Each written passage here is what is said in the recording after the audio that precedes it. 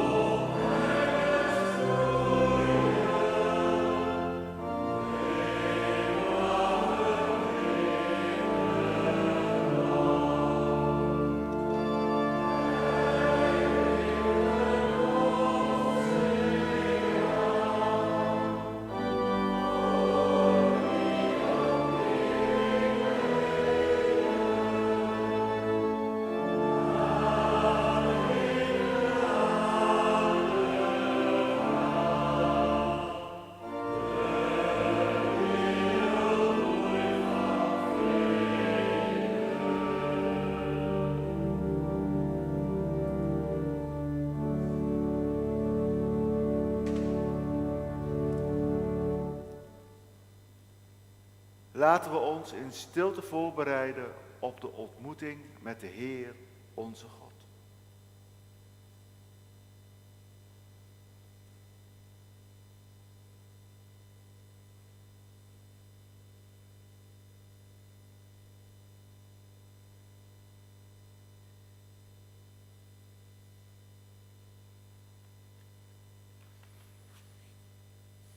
Aan het begin van deze dienst spreken we uit dat onze hulp is in de naam van de Heer die hemel en aarde gemaakt heeft. Die trouw houdt tot een eeuwigheid en niet laat varen het werk van zijn handen. En in zijn naam groet ik u allen. Genade, barmhartigheid en vrede zij u van God de Vader en van Christus Jezus onze Heer. Amen.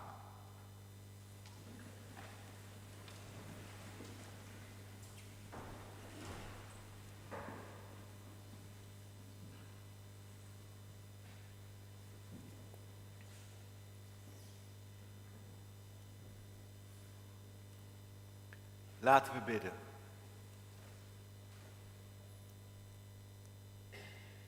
Hemelse Vader, hier zijn we. We zijn gekomen uit een wereld die woelt, waar heel veel onrust is en onzekerheid. In een wereld waar wapengekletter klinkt, waar mensen bang zijn, op de vlucht zijn, waar voor sommige mensen helemaal geen toekomst meer is, door het geweld. En we komen er maar niet los van al dit geweld wat wij zien via de media. En toch willen we u hier ontmoeten. En daarom vragen we u, geef ons vrede. Dat wij voor u kunnen verschijnen. Geef ons rust en vertrouwen. Dat wij u hier kunnen ontmoeten. Want juist in deze woelige wereld hebben wij u nodig. Want alleen u kunt de echte vrede schenken. Goede God, vergeef ons als wij ons zo door geweld laten meesleuren. Als al die boze woorden ook weer boosheid in ons hart oproepen. En we ver van uw vrede verwijderd zijn. Geef ons uw rust. En leid ons naar uw vrede. Dat vragen wij u. In Jezus' naam. Amen. Laten we God aanroepen vanuit de nood van de wereld. We zingen Kyrie eleison.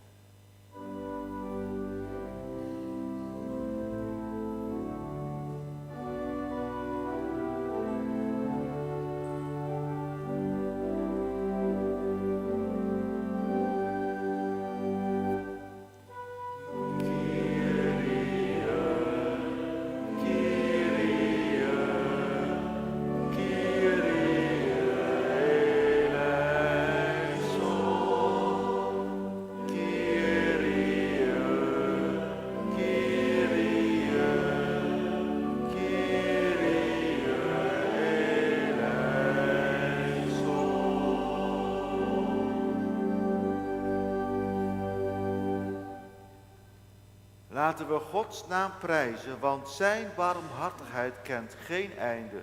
We zingen Gloria in excelsis Deo.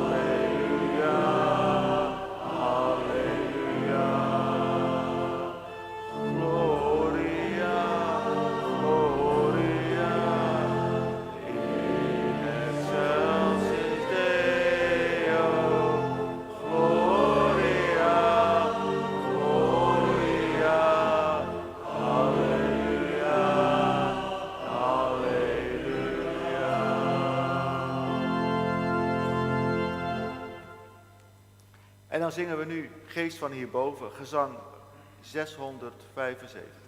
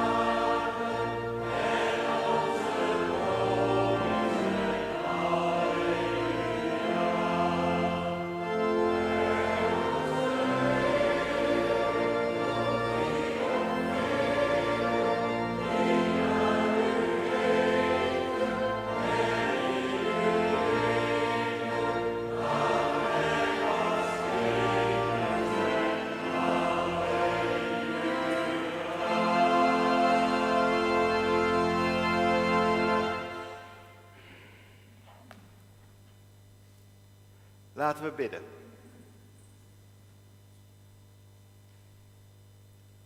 Hemelse Vader, wij vragen om uw geest in ons hart, opdat wij u mogen ervaren in dit uur, bij alle woorden die hier klinken, als wij uit de Bijbel lezen, dat het u is die tot ons spreekt, tot ons hart.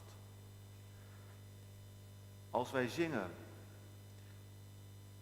dat het dan tot in de hemel mag klinken en dat het weer terugkeert naar ons, net als onze gebeden.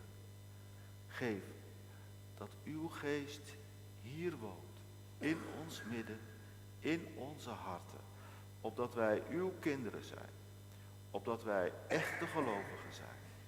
Ook als we ja gaan zeggen in deze dienst, geef dat uw geest ons dat in de mond mag leggen. Dat vragen wij u in Jezus' naam. Amen.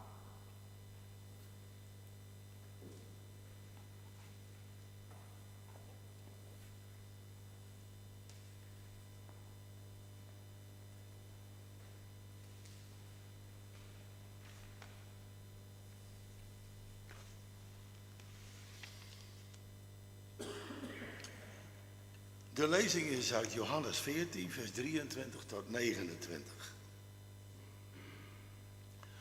Jezus antwoordde,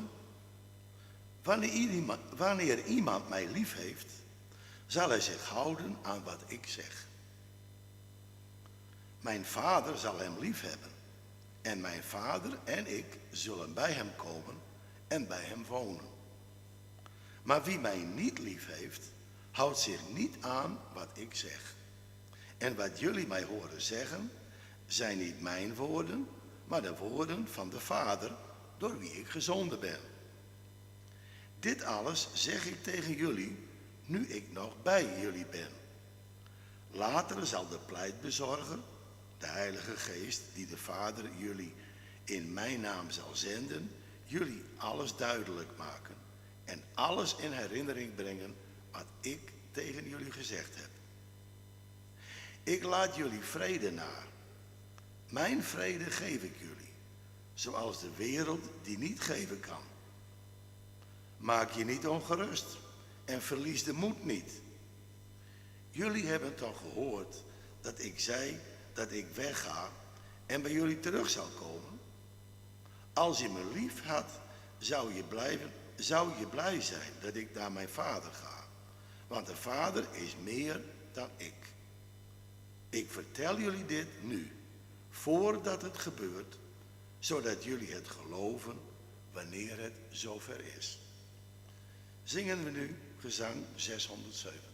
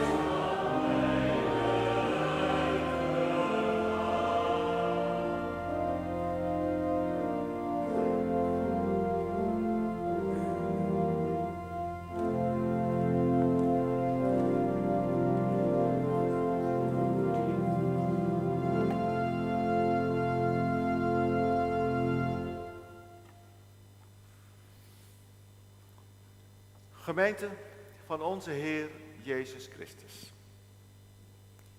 Ik laat jullie vrede na. Mijn vrede geef ik jullie, zoals de wereld die niet geven kan.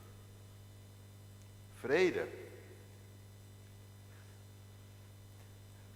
Dat is iets anders dan dat we in het nieuws zien. De oorlog in Oekraïne is al 3 jaar aan de gang. Naar verluidt zijn er honderdduizenden mensen bij omgekomen. Sommige getallen die naderen al de 1 miljoen. Onvoorstelbaar. En eigenlijk is dat conflict al veel langer aan de gang. Al 10 jaar. Toen de separatisten hun gewapende strijd begonnen met steun van Rusland. Nog steeds schokkend is het dat we in onze eeuw in Europa met een invasie te maken kregen. We hadden lang niet gedacht dat het nog zou gebeuren. En toen kregen we te maken met die vluchtelingenstroom. Tot in onze eigen dorpen toe. En dan de strijd tussen Gaza en Israël. 7 oktober 2023. Die vreselijke inval van Hamas-terroristen vanuit Gaza in Zuid-Israël. Moordend, martelend, verkrachtend gingen ze hun gang.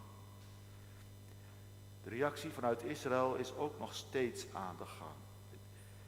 Het is een verschrikkelijke strijd. Met een permanente humanitaire crisis. En nu bereiken ons die beelden van honger.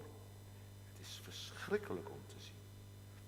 Amnesty International, Human Rights Watch en organisaties van de VN noemen het al lang, heel lang al een genocide. Het is echt te afschuwelijk voor woorden wat daar allemaal gebeurt. En dan horen we van een oorlog in Sudan. De oorlog is ook al een jaar aan de gang en zijn er 15 miljoen vluchtelingen. En dan begonnen in de afgelopen maand zomaar India en Pakistan een oorlog. Het lijkt erop dat landen steeds sneller naar de wapens grijpen. De dreiging van China rond Taiwan. Dan houdt China een oefening. En het is een oefening die helemaal rond het eiland plaatsvindt en het kan zomaar een echte aanval worden.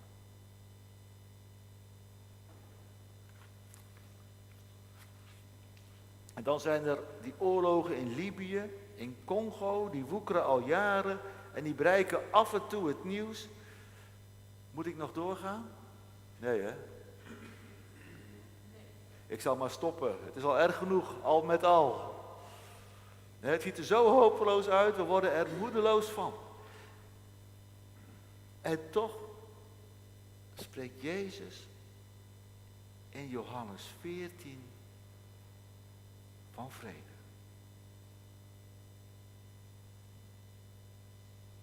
En daar zien we niets van in onze wereld. Met al dat nieuws zien we het gevaar van oorlog dichterbij komen. Vanuit Defensie wordt al gezegd dat we maar noodvoorraden moeten aanleggen. De voorstanders van Israël en de Palestijnen, die beginnen elkaar hier ook te bevechten. Alsof dat iets zou helpen trouwens. Hoezo vrede? De wereld wil slechts strijd. Daar lijkt het meer op. En dan zegt Jezus iets wat daar helemaal tegen ingaat. Maar in Jezus' tijd kon het ook heel onrustig zijn in Israël.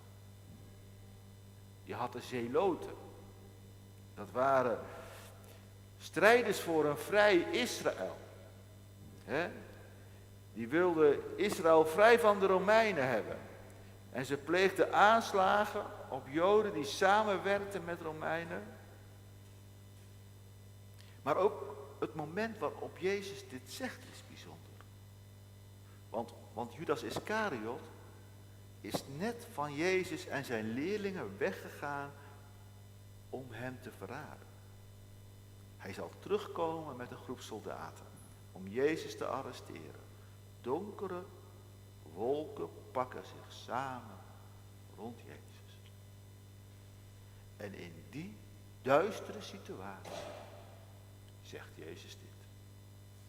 Ik laat jullie vrede na. Mijn vrede geef ik jullie, zoals de wereld die niet geven kan. zoals de wereld die niet geven kan. Inderdaad, de wereld kan ons geen vrede geven. Die wil alleen maar strijd, zoals het lied geef vrede, Heer, geef vrede zegt. En aan de vooravond van zijn dood laat hij ons die vrede. Maar waar komt dan die vrede vandaan? Niet uit de wereld. Er is maar één mogelijkheid. Die vrede, die komt van God. Bij God is er vrede. Een eeuwige vrede. Zoiets kunnen we ons niet indenken. De rust en de vrede die er bij God moet zijn. Een intens diepe vrede. Een vrede die alle verstand te boven gaat. Kennen jullie die uitdrukking? De vrede die alle verstand te boven gaat. Die komt van Paulus. Die staat in de brief aan de Filippenzen. En Jezus staat in verbinding met God, die hij zijn vader noemt. Vader en zoon zijn nauw op elkaar betrokken. Er is een band van intense liefde tussen hen. De zoon rust aan het hart van de vader. Zo omschrijft Jezus dat. En de zoon komt die liefde brengen aan ons. Dat is wat we lezen in het Johannesevangelie. In het evangelie dat we lezen. Dat is het werk van de zoon. Daarom komt hij naar de aarde. Hij komt uit de hemel en gaat wonen tussen ons mensen. Hij komt uit de hoge eeuwigheid en leeft in het tijdelijke aardse bestaan. En hij leeft en hij spreekt en brengt het woord van God. Hij die zelf het woord van God is. En in die woorden zit de liefde van God. Die woorden die hebben die liefde van God in zich. Het zit erin opgevouwen. Ze moeten in onze ziel worden uitgevouwen. En dat uitvouwen, dat is een transformerend werk. Dat uitvouwen van dat woord van God. Want het verandert jezelf ook helemaal. De liefde van God komt eruit tevoorschijn.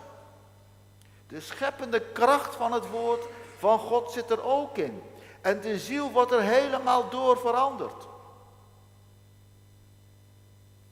Het staat in verbinding met God. En dat uitvouwen van dat woord van God, dat is het woord geloven. Dat het Jezus is, de enige geboren zoon van de Vader die het tot je spreekt.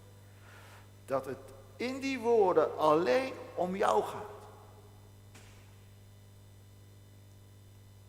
En het is de Parakleet, de trooster, de Heilige Geest, die woorden die kracht geeft.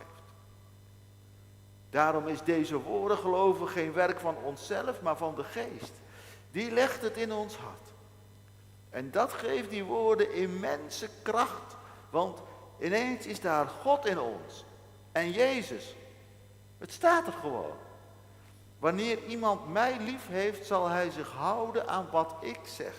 Mijn Vader zal hem lief hebben en mijn Vader en ik zullen bij hem komen en bij hem wonen.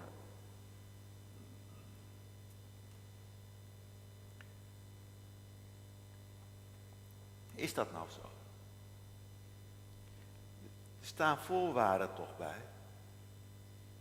Ja? Wanneer iemand mij lief heeft en houdt aan wat ik zeg.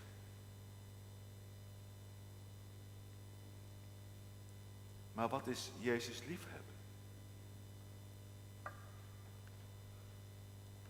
Jezus liefhebben, dat is toch geloven? Geloven is Jezus liefhebben. Geloven is deelnemen aan het intense liefdesverkeer tussen vader en zoon dat heen en weer gaat. Zo gaat ook de liefde tussen gelovigen en de zoon van de vader heen en weer. Het is een beweging. Dat is wat geloven is. Daarin opgenomen worden. En dan komen de vader en de zoon bij je wonen.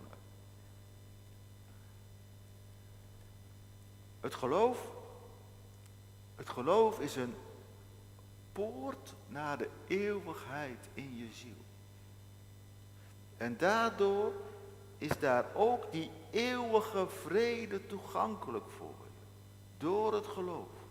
Door de genade van God. Deze woorden van Jezus die vormen als het ware een sleutel.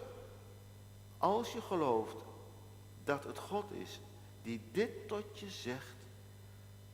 Als je dat gelooft, het is God zelf die zegt dit tegen me. Dan betreed je ineens een paleis. Het paleis van God.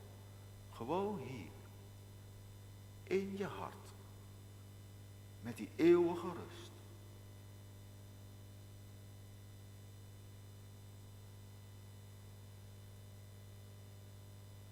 Is dat nou zo? Is dat nou zo dat wij hier toegang hebben tot die eeuwige rust, eeuwige vrede van God? Ook als de omstandigheden heel moeilijk kunnen zijn. Ik had het er nog met de gespreksgroep over. Daar hebben we het over gehad. En daar noemden ze Bonhoeffer als voorbeeld daarvan. Die rust vond terwijl hij gevangene was van Hitler. En het lied door goede machten trouw en stil omgeven getuigt daarvan. Van die vrede die hij in die cel vond. En wonderbaarlijk is die vrede van God. Een diep vertrouwen dat hij ons niet loslaat. Dat hij bij ons woont. En dat wij straks bij hem wonen.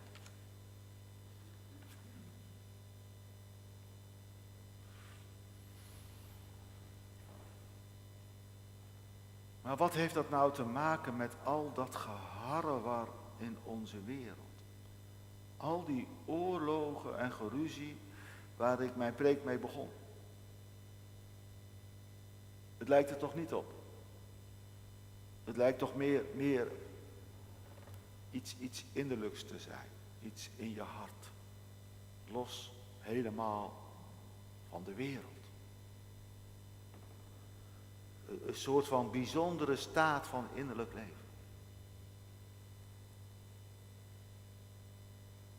Maar het is deel van die beweging van de liefde van de vader en zoon, die vervolgens ook weer naar ons toe komt en ook weer terugkeert naar vader en zoon, door de geest bewerkt. En die beweging gaat ook weer verder van ons uit. Naar onze wereld die zo in nood is. Die liefde zo nodig heeft. Die vrede zo nodig heeft. Jezus zegt, wanneer iemand mij lief heeft en zich houdt aan wat ik zeg. En wat is het gebod dat Jezus ons geeft? Dit was Johannes 14. In Johannes 15 zegt Jezus, dit is mijn gebod. Heb elkander lief.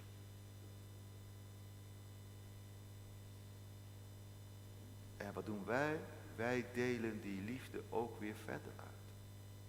Wij delen de vrede uit in deze wereld. Dat is het noodzakelijke gevolg van in de liefde staan. En in deze beweging worden meegenomen. Want al zo lief heeft hij de wereld gehad. In die liefde aan de wereld staan wij ook. En wij delen de vrede van God uit. En dan worden wij medewerkers van de vrede in de wereld.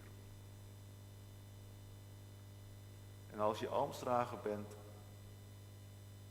dan zeg je ja hiertegen. Om medewerkers van God te worden in de wereld. En die vrede uit te delen. En dat geldt voor alle ambtsdragers. Dat geldt niet alleen voor diakenen en ouderlingen, het geldt ook voor ouderling kerkrentmeesters. Daar geldt het even goed voor. Ook zij staan in dienst van God.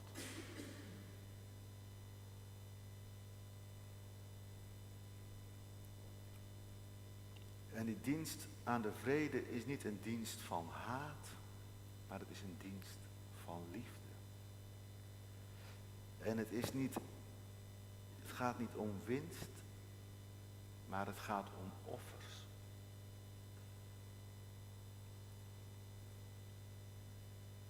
Want dat brengt de liefde van God met zich mee. Dat je offers brengt. Dat het niet gaat om winst. Amen. Zingen wij gezang 511, 1, 5 en 7.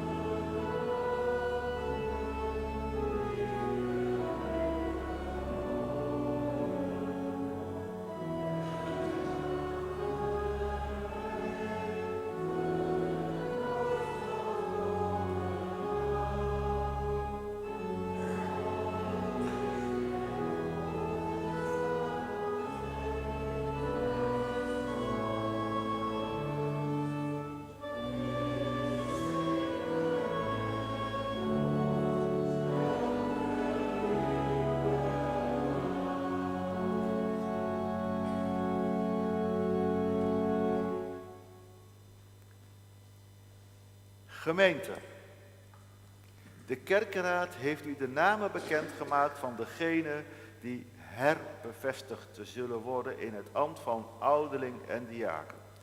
Het is de ouderling Renny Niesink-Brolsma, de ouderling kerkrentmeesters Liewe Anema en Anna Sisweda de Boer en de diaken Lammert van Dijk. De apostel Paulus schrijft: er is verscheidenheid in genadegaven, maar het is dezelfde geest. Er is verscheidenheid in bedieningen, maar het is dezelfde Heer.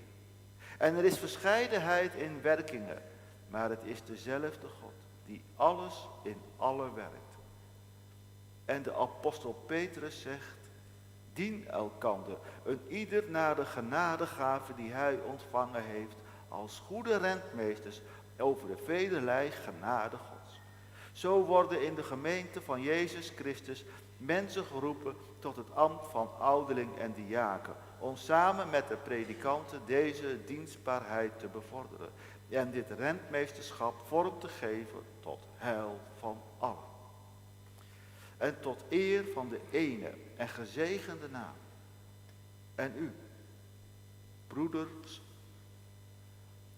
en zusters, die nu gereed staan uw ambtswerk te aanvaarden, herinner u altijd met dankbaarheid dat het Christus eigen kudde is, die u wordt toevertrouwd. Hij heeft haar verworven door zijn bloed. Het is zijn kerk. Aanvaard dan uw dienst met blijdschap. Voed uzelf met het woord van God. Volhard in het gebed en vertrouw op de kracht van de Heilige Geest. Lammert, Anna, Liewe en Rennie, willen jullie naar voren komen en hier gaan staan om de volgende vragen te beantwoorden. Ga hier maar staan.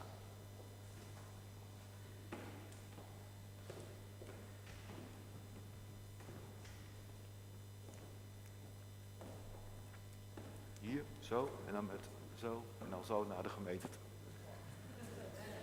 Ja?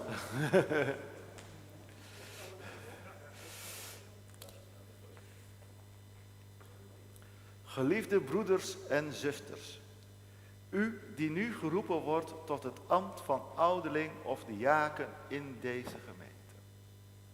Gelooft u dat u in uw verkiezing door deze gemeente, door God zelf tot deze dienst bent geroepen? Aanvaardt u de Heilige Schrift als enige regel van het geloof en wilt u zich verzetten tegen al wat daarmee strijdig is? Belooft u uw ambt waardig en trouw te bedienen met liefde voor de gemeente en voor alle mensen die de Heer op uw weg brengt? Belooft u geheim te houden wat vertrouwelijk te uw kennis komt en belooft u uw taak te vervullen overeenkomstig de orde van onze kerk? Wat is daarop uw antwoord? Rennie Niezink. Ja. Liewe Anema. Ja. Anna Siesweda. Ja. Lammert van Dijk. Ja. God, onze hemelse Vader, geven u zijn Heilige Geest tot vervulling van het ambt van ouderling of diaken in de gemeente van Jezus Christus. En wij gaan staan en wij zingen gezang 363.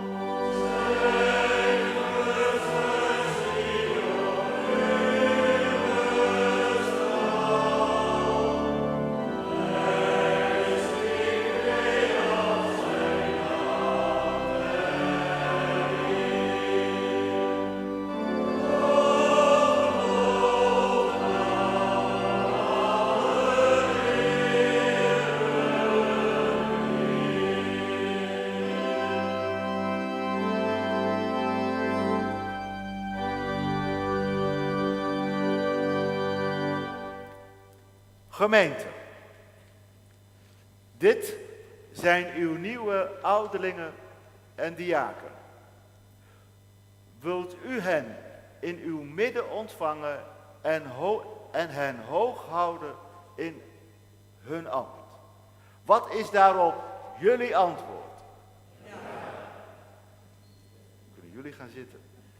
Gefeliciteerd, gefeliciteerd, gefeliciteerd, gefeliciteerd. Ik geef het woord aan de voorzitter van de kerkraad, Teun Bontekool. Gaan jullie ook maar zitten? Of ga hier zitten? Ja, daar? Ja.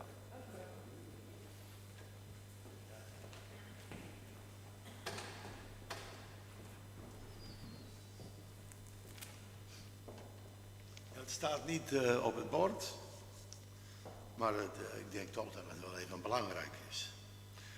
Als voorzitter van de kerkraad van Arem-Keemstert, maar ook namens de voorzitter van Achlem-Hitsem, wil ik de zojuist opnieuw benoemde personen hartelijk bedanken voor het feit dat ze voor een nieuwe periode het werk binnen de kerkraad op zich willen nemen.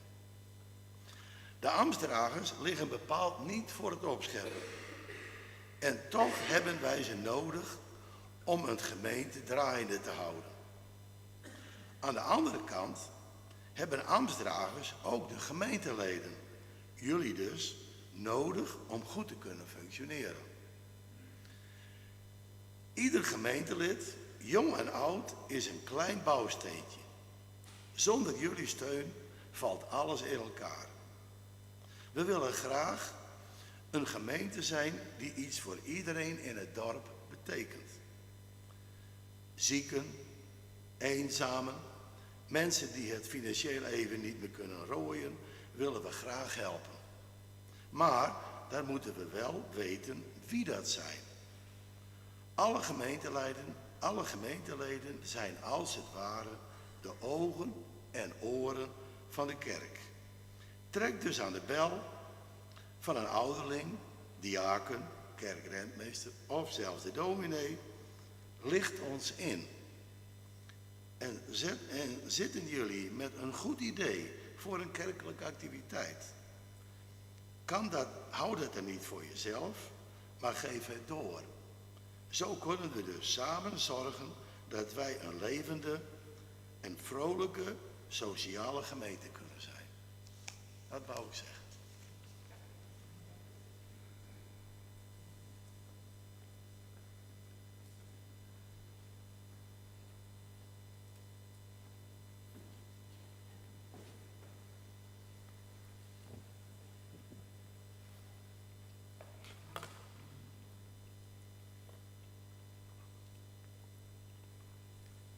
Er volgen nu het dankgebed, de voorbeden, het stilgebed en het Onze Vader. In het dankgebed natuurlijk ook het dankgebed om de nieuwe ambtsdragers, die oud zijn, maar ook weer nieuw, herbevestigd. En er is ook voorbedig aangevraagd voor Harm Schaafsma uit Hitsem, die weer een tegenslag heeft. Laten we bidden.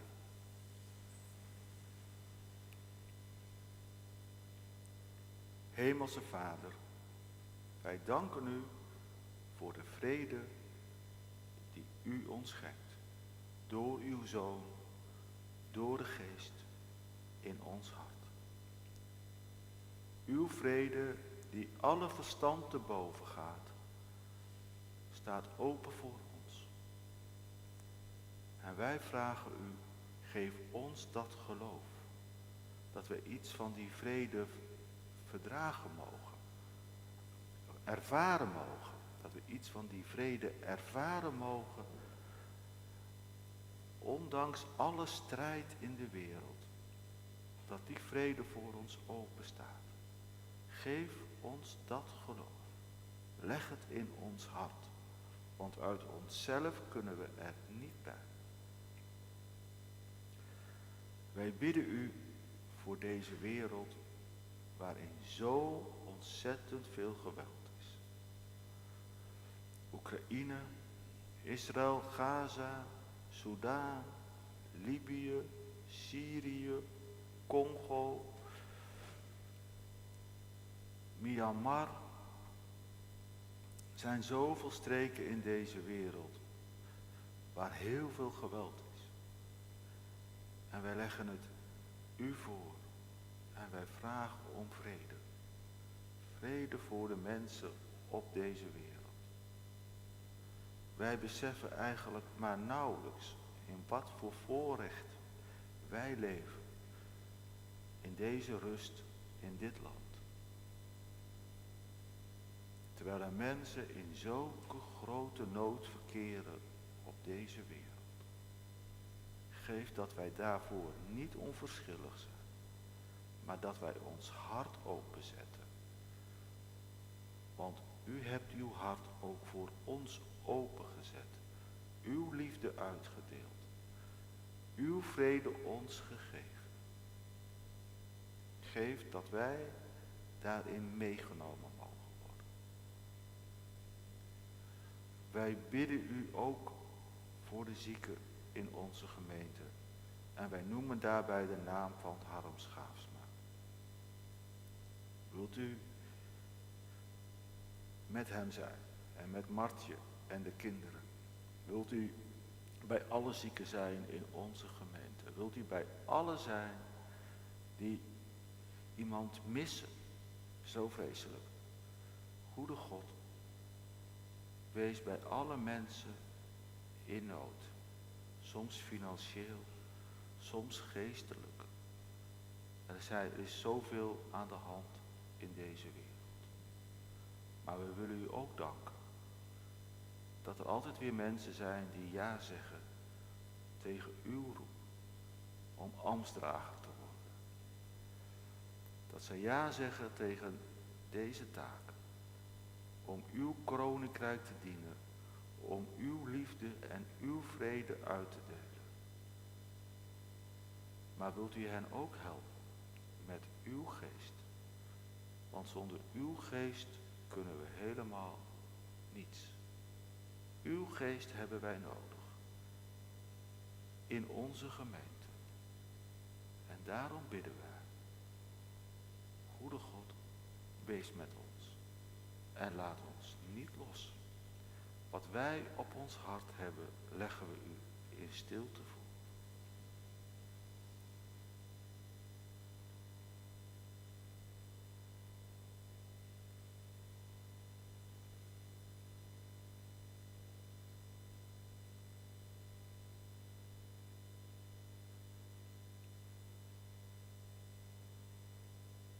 Goede God, u hoort. Uw Zoon heeft het ons zelf gezegd. En alles waarom wij bidden, het is vervuld in het koninkrijk van God. Dat is en dat komt. En hij leerde ons bidden om dat koninkrijk met de woorden: Onze Vader, die in de hemelen zijt. Uw naam wordt geheiligd. Uw koninkrijk komen. Uw koninkrijk, gelijk in de hemel, als ook op aarde. Geef ons heden ons dagelijks brood. En vergeef ons onze schulden, gelijk ook wij vergeven onze schuldenaren. En leid ons niet in verzoeking, maar verlos ons van de boze. Want van u is het koninkrijk, en de kracht, en de heerlijkheid, tot in eeuwigheid. Amen. Is er nu inzameling van de gaven, gelegenheid om uw gaven te geven. En daarna zingen wij gezang 704, 1, 2 en 3 in het Fries.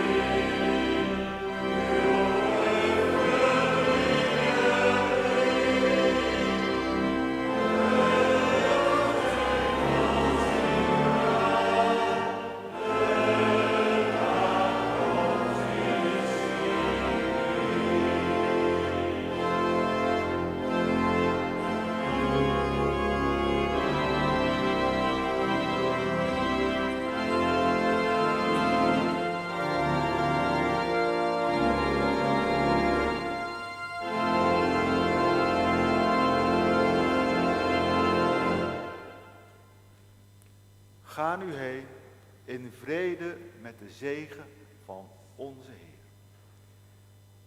De Heer zegent u en behoedt u. De Heer doet zijn aanschijn over u lichten en is u genadig. De Heer verheft zijn aangezicht over u en geeft u vrede.